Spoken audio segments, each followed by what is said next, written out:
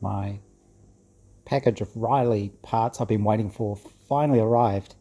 I had this sent UPS, and it took 7 days to get from the UK to New Zealand, which is pretty good, and then about 3 weeks to get from Auckland down to where I am. I ended up ringing the courier company, and they said that's been handed off to our local courier company, Aramex. And as soon as they said Aramex, I was thinking, right, that explains it. Anybody who's in New Zealand will understand what I mean. They're not the most well thought of courier company around. So for some reason it took them 3 weeks to get it from Auckland to here. But it's finally arrived. I've opened the box, but I haven't actually looked in it yet. So we'll see what bits and pieces there are. Ads for something. So what did I end up getting? Lots of bits and pieces I know I'm going to need to get the car on the road. So things like rear reflectors, when I'll eventually need those. I've got a couple of different styles of those. Little brass ones. What else? LED bulbs. So those are stop light bulbs. Let's see what's in this.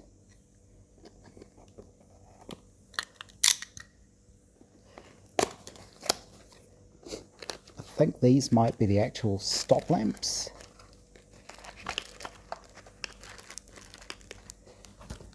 Put this down. Let's see. Yep. So there should be 2 of those. Those are little rear stop lights, and they've got the little number plate window on the bottom. What else did we get? These are door lock parts. So those are the little striker plates. These are what are known as budget locks. So these are going to be for the boot lid. What else is it here? It's a second stop light. This is the key for the budget locks that goes into that little square drive. I think I actually have an old rusty one of these somewhere. I seem to remember having a box of bits. I think it came in with sort of a box of spanners or something like that.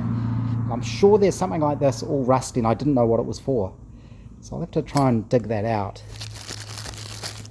These are the little covers that looks like a little toilet seat. So those are the covers that go on the top of the panel to cover up the boot lid holes. These are bonnet tie-down things. I looked at all sorts of pictures of original Riley Brooklands to try and figure out what catches they used, and these seem to be the closest, but it seemed to vary a lot. I don't know if it varied from the factory or just they got replaced over time. From the period photos, these look pretty close. So 4 of them. And the bags have started coming apart. And then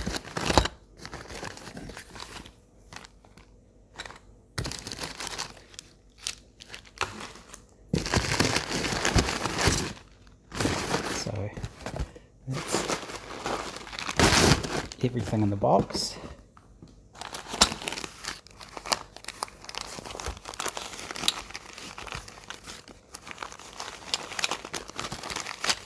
It's been a while, so I can't even remember everything I ordered.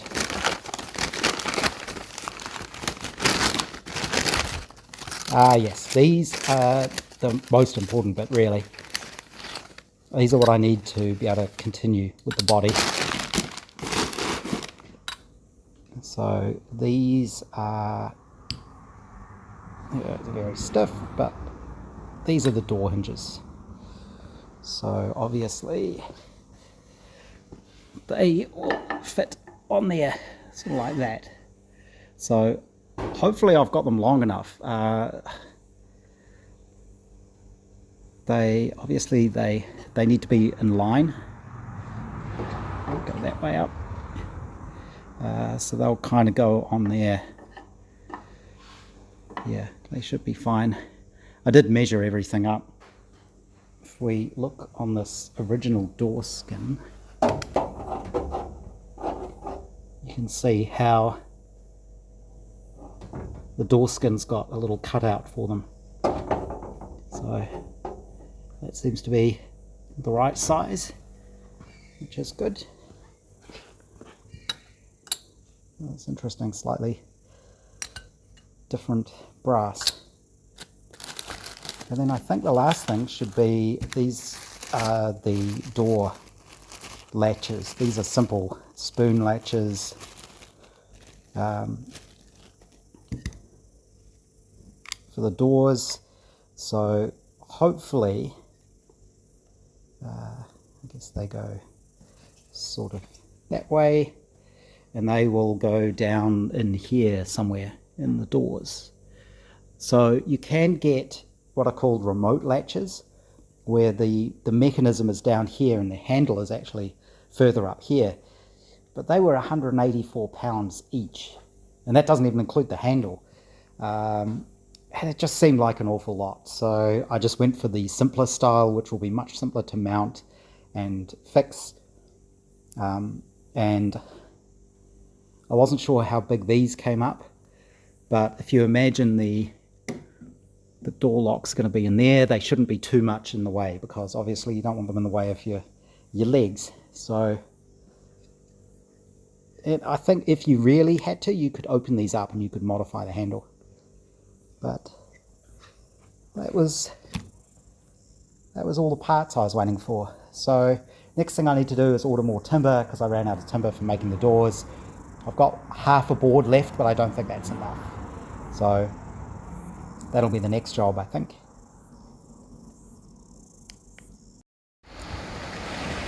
Didn't bring my gimbal, but I'm down at the local beach. This is a couple of miles from home. I've come to collect pumice rock, which is a very light volcanic rock. There's a piece of it here. It's so light it'll float, but it's for a little thing I'm building in the garden, so I can come down here and collect the pumice. But it's just quite interesting to see where we live. This is down on the Kapiti coast.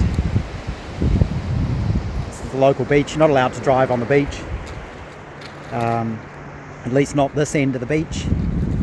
You can actually drive on the beach down the other end. So the island over there is Kapiti Island, and further down there is the little beach township.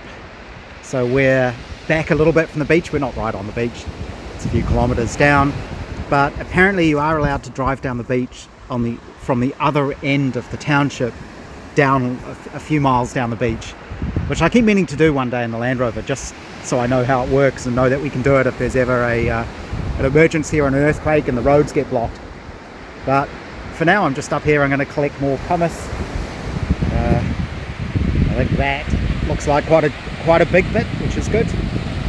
But yeah, it's an interesting beach. It's very rocky and lots of driftwood.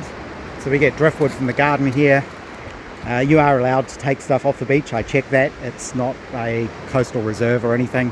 You can basically take what you can carry in your hands. That's what they say. So yeah, it's just interesting. It's always pretty quiet. Obviously you can tell there aren't many people around. There's some people away in the distance there fishing. Always wonder if they catch anything. I suppose they must do if they keep coming back. But a couple of houses, one lone Land Rover, hills in the background. Yeah, it's a very pleasant place. So here's a decent sized piece of pumice, and we should be able to see if I can flick it in the water.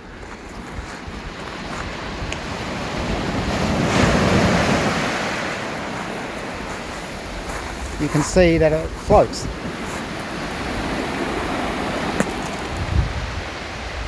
When there's some water around.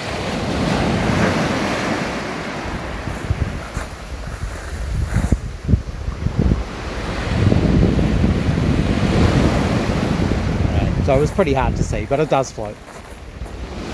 It's interesting stuff. Okay, I haven't updated for a little while for a couple of reasons. One, we've been busy the last few weekends, had things on, I haven't had much chance to work on the car. I've also been waiting for parts. I think I've actually got a film to upload about some of the parts that arrived, but the USB port on my phone is broken. So it makes getting files on and off the phone a little bit complicated at the moment. But the first lot of parts arrived. That was the hinges and the latches and bits and pieces. And then another parcel arrived yesterday. And this one should be really cool. So we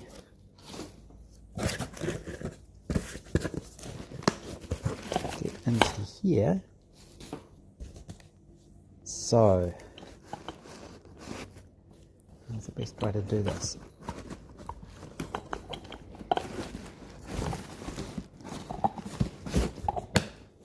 It's a bit tricky with one hand. Here we go. What this is, not sure if there's anything else in the box. No, I think that's it. This is the proper Brooklands water pump. So obviously this is the bottom housing. This is the casting for that, and this is the water pump itself and the impeller, and this is the drive. So the way this works is this is taken off the magneto. So you can see here, this is the magneto and this is the magneto drive housing. So this replaces that, and obviously it's got the extra bit on the bottom to drive the water pump. This is the pump, obviously that fits on the bottom, and these the pipes, the inlet and outlet pipes. So I guess what I need to do is take the existing magneto off, which means I'm going to lose all the timing. I'll have to retime it, and the only bit I'm not sure about is if I need some kind of adapter. I can't remember how the magneto drive actually works, if it goes in there. I seem to remember on the magneto there is a sort of tapered shaft.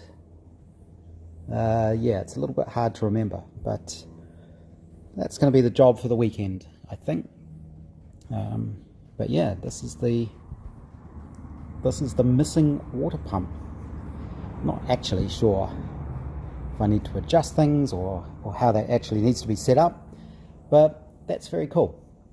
And hopefully there is actually room for the thing down there. I'll have to move my little catch tank, and of course I'll have to make up the appropriate piping, but that's all pretty easy to do, I should think. So that's good. That'll be the job for this weekend. So that's the housing bolted on the car. I've just got a temporary stud in there to hold that eventually gets bolted through like that.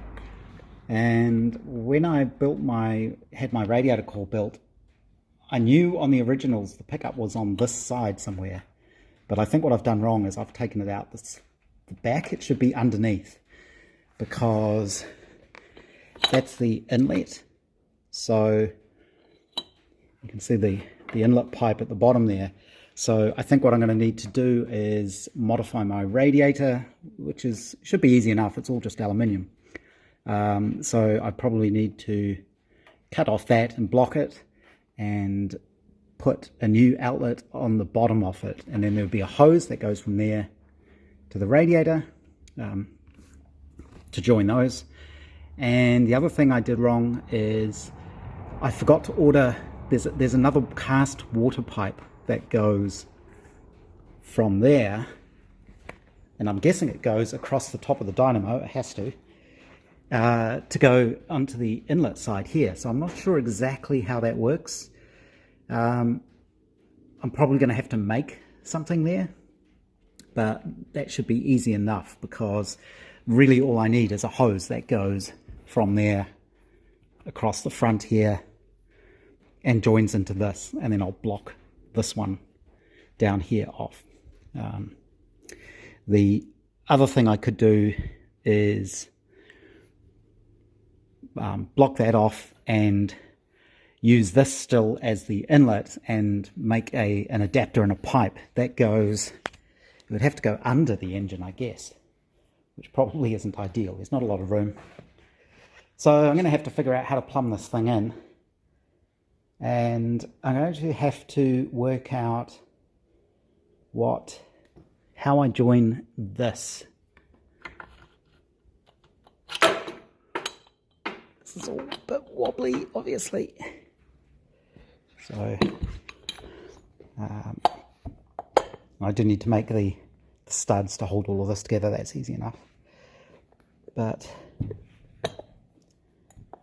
there's obviously some sort of part that I need that will go from here, and it looks like it's just going to be a sort of simple slotted drive to here. So I'm going to have to machine something up somehow, which shouldn't be too bad. If I had an example of one, or some drawings, or even a picture, then I can see exactly what it looks like, and I'm sure I can machine something suitable up. So that's going to have to be done as well. But that should work. That should all fit, and this is the proper Brooklands style pump. So, you know, it's one of those parts that makes this actually a Brooklands. And I'm not sure what this is for. There's a little hole in the bottom. Is that going to be a drain hole, I guess? I'm not sure. Because that will be the lowest point in the cooling system. So maybe that's what that is. This all looks kind of unfinished, so I don't know if that needs to be drilled and tapped, or what goes in there, if there's a plug that goes in there, or if there's actually a tap that goes on there. Not really sure. So a little bit of thought and a little bit of modification required.